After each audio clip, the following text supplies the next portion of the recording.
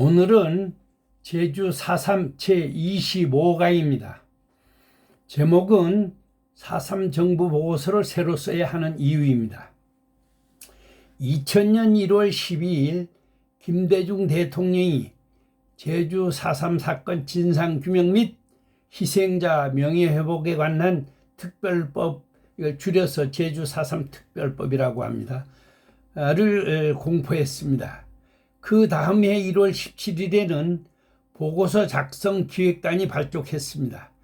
이한동 국무총리는 국사편찬위원회 근현대실장 이상근을 단장으로 결재했습니다. 그런데 갑자기 이상근이 박원순으로 바뀌면서 일이 어긋나기 시작했습니다. 2003년 3월 29일에 보고서 초안이 나오고 6개월 동안 수정 의견을 받았지만 요식행위에 불과했습니다.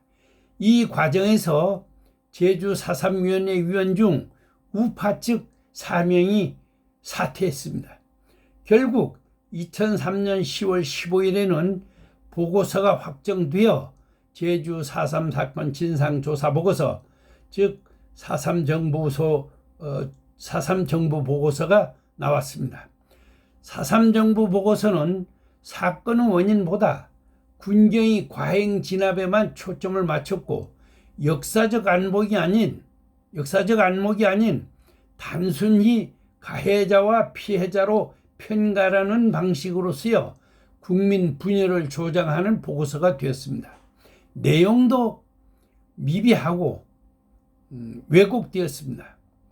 4.3 정부 보고서는 반드시 기록해야 할 중요한 다음 내용을 빠뜨렸습니다. 첫째, 4.3의 성격이 없습니다. 무책임하게 후세 사과의 몫으로 밀어버렸습니다. 두 번째, 남로당과 김달삼에 대한 역사적 평가가 없습니다.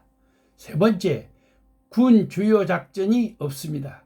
네 번째, 군 프락치 사건이 없습니다. 다섯 번째, 제주도 적화음모 사건, 즉 경찰 프락치 사건이 없습니다. 여섯째, 제주도 인민해방군 제2대 사령관 이덕구의 선전포고도 없습니다. 그리고 다음과 같은 문제도 있습니다. 일곱 번째는 김민열 김달삼 회담과 오라리 방화 사건을 심하게 왜곡했습니다. 여덟 번째, 다랑시굴 사건을 심하게 왜곡했습니다. 아홉 번째, 인명피해를 과장했습니다. 열 번째, 적법한 계엄령에 대한 불법 시비를 길게 하였습니다. 11번째, 자료를 편향적으로 선택했습니다.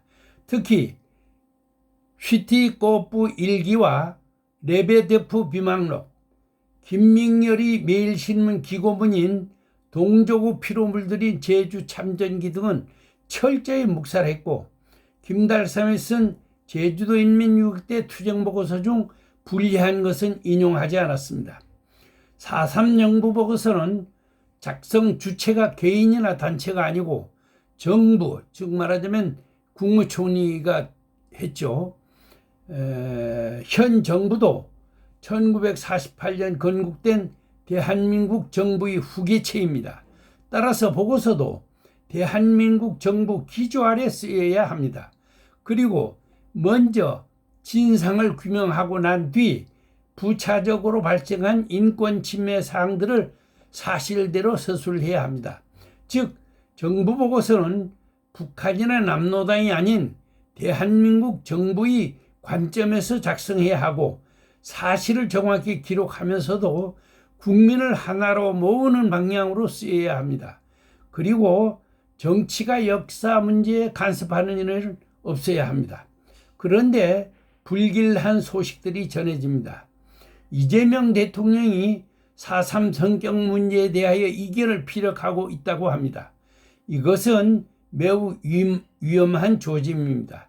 역사는 학자들이 연구와 토론을 거쳐 도출해야지 최고 권력자가 직접 개입한다는 것은 매우 위험한 일이며 역사의 왜곡을 필연코 초래할 것이라는 점을 분명히 밝혀둡니다.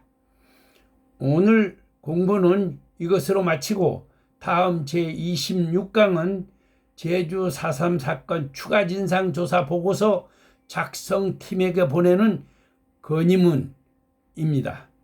경청해 주셔서 감사합니다.